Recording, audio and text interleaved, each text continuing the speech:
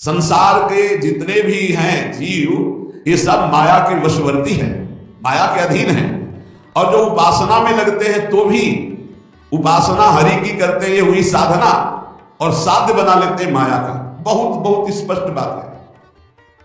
यद्यपि साधना हरि की, उसमें जो हमारे पास विषय सामग्री है उसे साधना का एक अंग बना लेते हैं और साध्य बनाते हैं भगवत प्रेम को, भगवत साक्षात्कार को, तब तो उपासना सही बनी।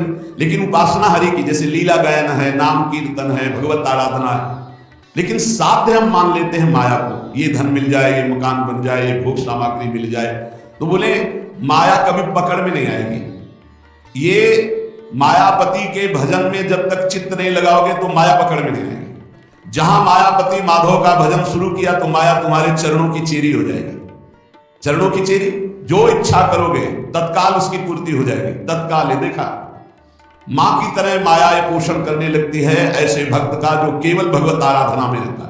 यद्यपि उसकी कोई इच्छा नहीं, यदि कदापि इच्छा कहीं से जागृत हो जाए किसी संयोग के साथ, तत्काल उसकी पूर्ति हो जाती है, क्योंकि आज्ञा कारुणी माया बन जाती है जो माधव का निरंतर भजन करता है। जैसे चंदन के आसपास के नीम और बबूल भी चंदन के भाव बिक जाते हैं, ऐसे ही हमारी कोई योग्यता नहीं, पर यदि हम प्रभु का भजन करने लगे तो हमें भागवतिक सौरभ जागृत हो जाएगा और हम महान महान भक्तों की पंक्ति में आ जाएंगे। भगवत रसिक जी कहते हैं, जो साधक अपने गुरु को प्रसन्न कर लेता है, जिसके ऊपर गुरु की कृपा दृष्टि रहती है, उसके हृदय से मोह मद माया अपने आप छूट जाती है और माया सदैव उसकी सेवा में रहती है और माधव उसके हृदय में विराजमान रहती है। इसलिए सच्चा उपासक वही है, आशा जिज्ञासा नहीं, नहीं आशा उपदेश, नाम रूप रसना चखनी, या समझे को देश, या समझे को देश, सहज सब सो नहीं बोले, और बोले समय उपाय ग्रंथ संशय की खोले। भगवत रसिक अनन्य भान लो करे प्रकाशा, हरे तिमिर अज्ञान ज्ञान दे पुजवे आशा। भगवत रसिक जी कहते हैं, उपासना के मार्ग में वही सफल हो सकता है जिसके हृदय में कोई भी आशा ना रह जाए। आशा बहुत बड़ी चीज है, बहुत बड़ी वस्तु है। ये बड़े बड़े साधन करने पर भी आशा बनी रहती, चार लोग प्रणाम करें, चार लोग यश कीर्ति, चार सुख सामग्री एकत्रित, ये आशा बनी ही रहती है। जब तक ये आशा है तब तक भगवत साक्षात्कार नहीं, इसी आशा को काटना है। भगवत ऋषि जी कहते हैं, इस उपासना के मार्ग में सबसे खतरा है इस आशा से, भोगों की आशा, जगत की आशा, मान प्रतिष्ठा की आशा।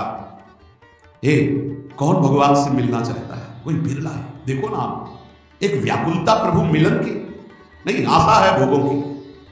भजन कर रहे हैं भगवान का, आशा है भोगों की। बड़ी विचित्र फांसी है।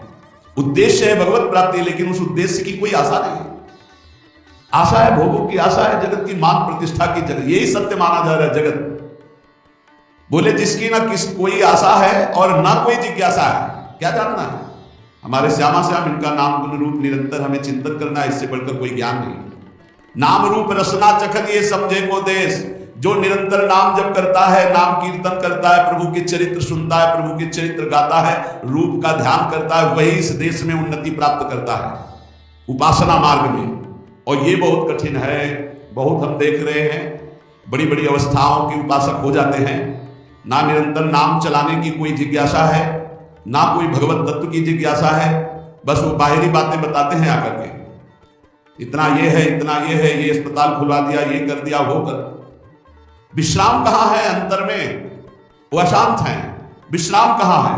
नाम रूप रसना चखनी या समझे को देश, जो निरंतर नाम जप रहा है। बलिहारी गुरु चरणारविंद की प्रथम में ही, प्रारंभिक अवस्था में ही ये बात बता दी थी। वो बैठ गई, कोमल हृदय बच्चा थे, वैसे फूस की झोपड़ी में रहते थे, ऐसे तखत के नीचे आसन हमारा लगता था, जमीन में, तखत में गुरुदेव, उठ बच्चा, 2 बजे रात्रि उठ, बैठ, भजन करो, देख जब नाम जप का प्रभाव लगेगा तो भगवान की सुंदर मूर्ति आएगी, सुंदर रूप आएगा, तू लग उसे मिला। वो बात ऐसे बैठ गई कि भगवान का दर्शन नाम से ही होता है, नाम जप से ही होता है, कृतार्थ कर दिया।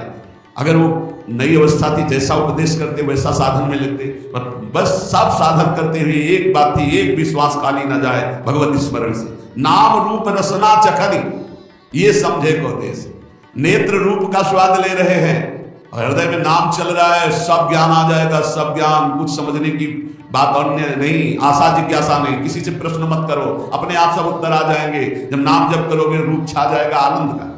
देखो ये जो लोग ज्ञान की बात कह करके भगवान के नाम रूप की, वो अज्ञानी है, वो जानते नहीं भगवान शंकर से बड़ा कोई ज्ञानी नहीं, सनकादि से बढ़कर कोई ज्ञानी नहीं। सनकादि भी वैकुंठ दर्शन करने जाते हैं, भगवान शंकर भी दर्शन करने जाते हैं। भगवान के जहां जहां अवतार होते हैं, भगवान की लीला, भगवान का नाम जप करते हैं। पता नहीं आजकल कौन सा ज्ञान जागृत हो गया है, फंसे सब साकार में है।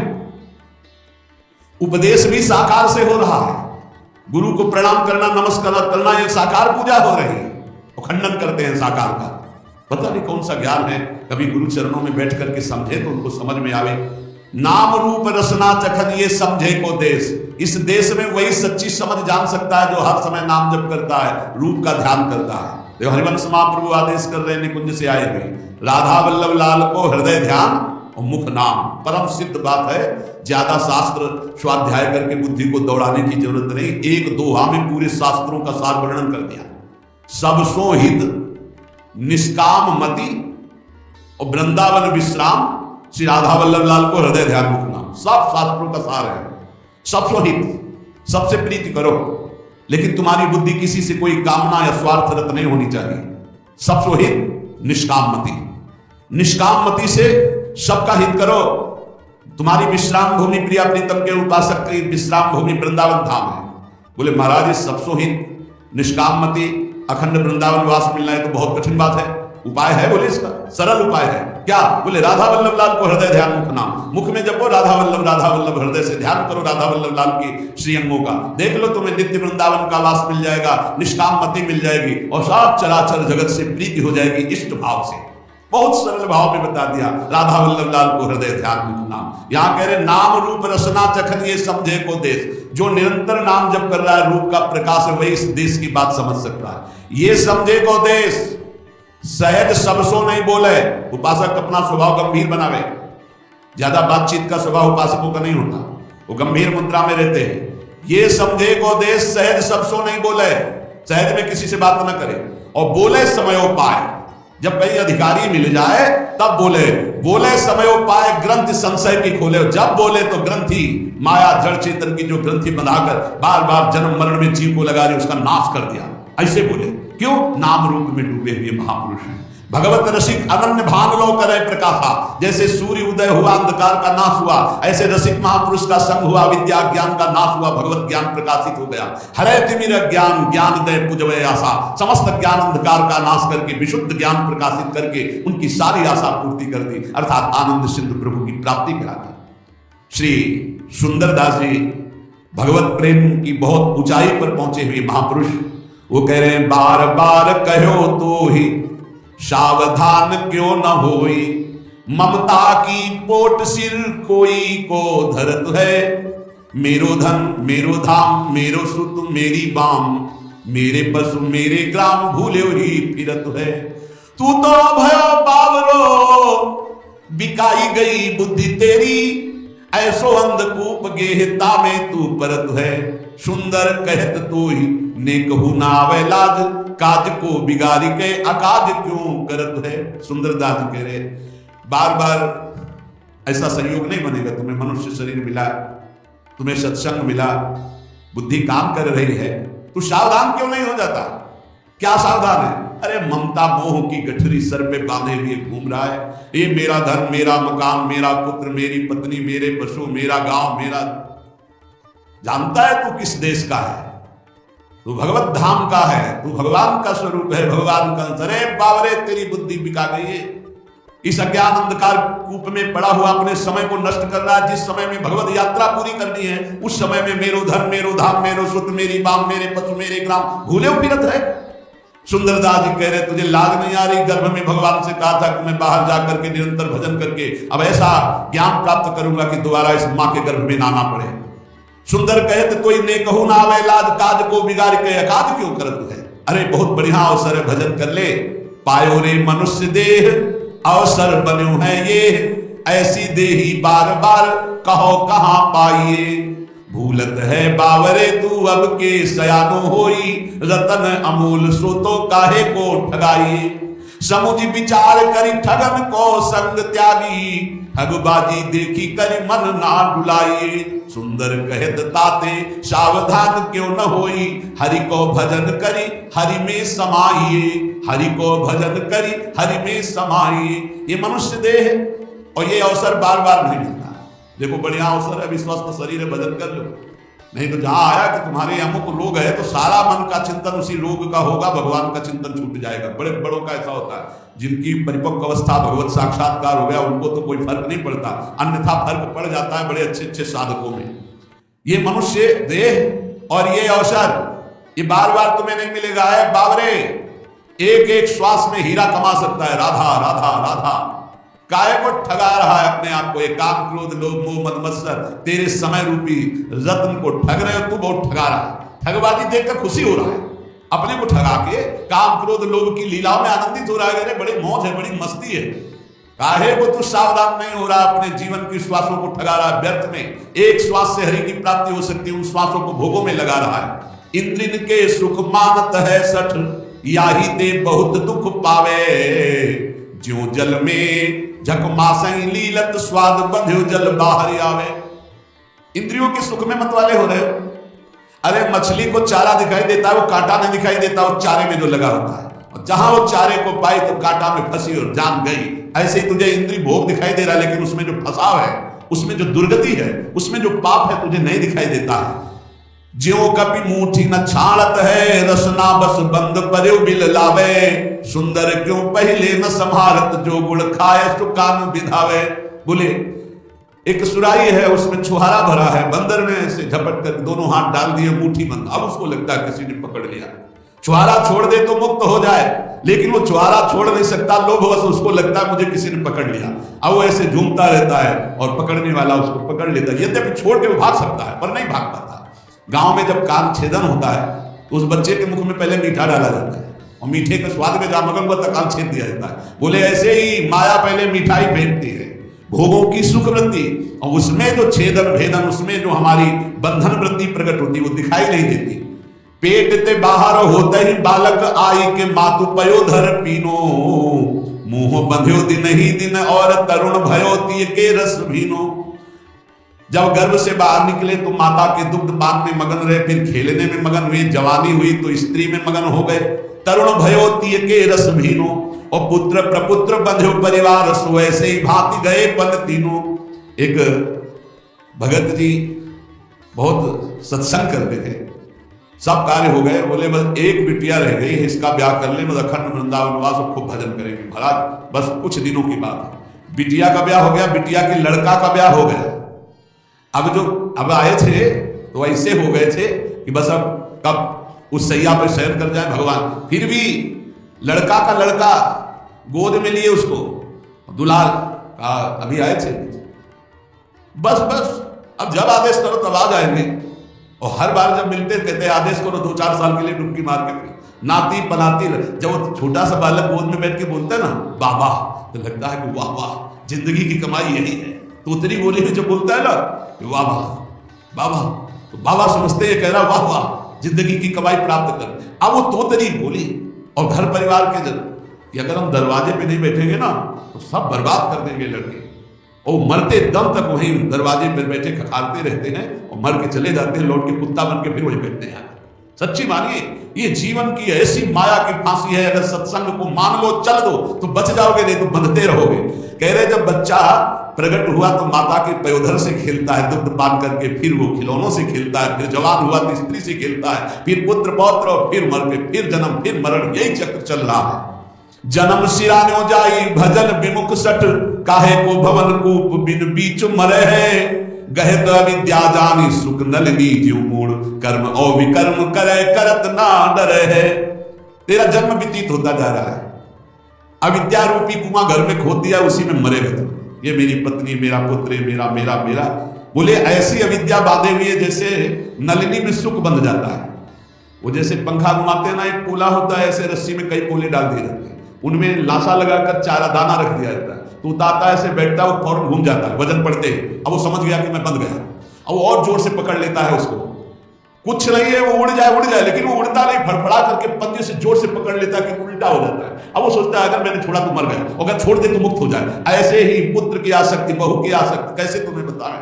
जिसने जीवन में भगवान को से अपनापन नहीं किया, बुढ़ापे में नहीं कर सकता। बुढ़ापे में बहू याद आती है, लड़का की बहू, और बच्चे याद आते हैं, वो कैसे बोल रही थी, बस यही चिंतन चलता रहा, वो लड़का कैसे बोल रहा था। अवस्था में सारी की सारी चित्तवृत्ति घोर ममता और भोगों में फंस जाती है, घोर ममता भोग। एक परिवार ने कहा अभी हमारा भी मन होता है वृंदावन आके भजन करें, आदेश है, हम तो रोज चिल्लाते रहते हैं भाई, हम तो जीवन भर एक साथ रहे और आप सुनते हैं कि आप अलग अलग कर देते हो। हम कहा नहीं, आओ डबल बेड की व्यवस्था हम करेंगे। मरने को चले गए, पर चिंता इस बात की है कि अगर वृंदावन गए तो बाबा जी जो है अलग अलग कर दे, अलग अलग नहीं जी सकते। यमराज आवे तो उनसे कहना यही बात कि अलग अलग नहीं, नरक में डबल बेड की व्यवस्था है कि नहीं? यार बहुत गजब है। आप जब मोही पुरुषों से, संसारी पुरुषों से संपर्क होता, जब उनकी बातें सुनो तो लगता है हे भगवान, इनकी स्थिति कहां है। श्री सुंदरदास जी कह रहे हैं, गहे तो अविद्या जाति सुख नलनी जो मूड कर्म विकर्म करे करत ना डरे है। कुछ नहीं बुढ़ापा में, केवल चिंतन, ना तो एक प्रभु का चिंतन, ना मरने का कि कोई बात है कि हम मरकर कहां जाएंगे, कैसे जाएंगे। बहुत विचित्र खेल है, बहुत विचित्र खेल है। अगर बुढ़िया पास में है या बुढ़ा पास में, दोनों हैं, परम पद में है, उनको कोई और परम पद नहीं चाहिए। और ये पता नहीं है कि जीवन एक क्षण में विलग होकर के कहां कहां चले जाएंगे। हम कहते हैं प्रेम करो, सब में भगवत भाव करो, लेकिन आखिरी बात को सोचो। तुम यहां से जब जाओगे तो बिल्कुल अकेले जाओगे, तुम्हारा भजन कार्य करेगा। तुम भजन करके अपनी पत्नी को भी उन्नति के मार्ग में, अपने पुत्र को भी, भजन से क्यों रहित हो, कोई साथ नहीं देने वाला। साथ गंगा में डूब जाओ तो भी साथ नहीं जाओगे, नहीं जाओगे साथ, उसका कर्म उसको ले जाएगा, आपका कर्म आपको ले जाएगा। और शरीर छोड़ने के बाद कोई लौट के नहीं देखता कि कौन हमारी बुढ़िया थी, कौन हमारा बुढ़ा था। ये सब केवल शरीर तक है। ये अविद्या जान सुख नलनी जो मूड कर्म और विकर्म करे करत ना डरे। कर्म करते हैं, विकर्म पाप कर्म करते हैं, इनको डर नहीं लगता। आप ही ते जात अंदर नरक में बार बार अजहु न संक मन माही अब करे। दुख को समूह और लोक के न त्रास होए, सुंदर कहत नर नाग पास परे है। नाग पास जैसे हर क्षण कसती जाती है और भारी कष्ट होता है, ऐसे मोह विशाल कष्ट देता रहता है, विशाल कष्ट। झूठो जगह न सुन नित्य गुरु बैन देखे, अपने हूं नैन तेऊ अंदर है जवानी में।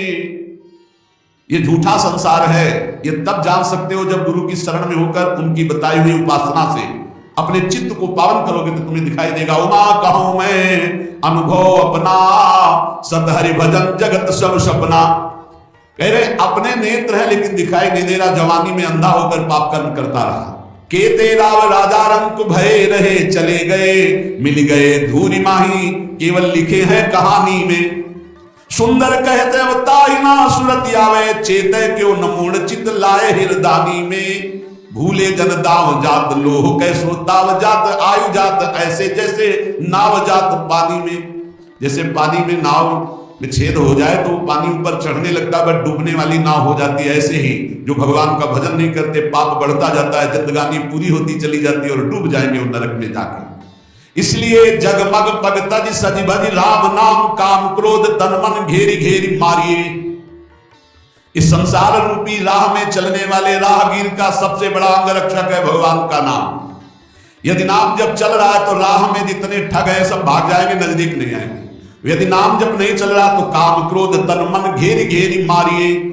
इस संसार रूपी राह में काम क्रोध लोभ मोह मद मत्सर्य घेर घेर कर तुम्हारे तन को, तुम्हारे मन को जर्जर कर देंगे। झूठ मूठ हट त्याग जाग भाग, सुनि पुनि गुण ज्ञान आनि आन बारी बारी डारिए। ये झूठी मुठी का नाटक मत करो ज्ञान का। झूठी मुठी ज्ञान के नाटक से तुम माया पर विजय प्राप्त नहीं कर सकते। कागज की तलवार से सेना पर विजय प्राप्त नहीं की जा सकती। कागजी किताबी ज्ञान से माया पर विजय प्राप्त नहीं की जा सकती। इसलिए जो तत्वबोध करा दे वही ज्ञान, जो भगवत प्रेम करा दे वही भक्ति। नहीं तो झूठ मूठ का आडंबर बनाने से, स्वांग बनाने से माया पर विजय प्राप्त नहीं होगी। गहिता ही जाहि शेष ईश शशि सुर नर, और बात हेतु तात फेरी फेरी जाइए। सुंदर दर्द खोई धोई धोई बार बार, सार संग रंग अंग हेरी हेरी धारिए।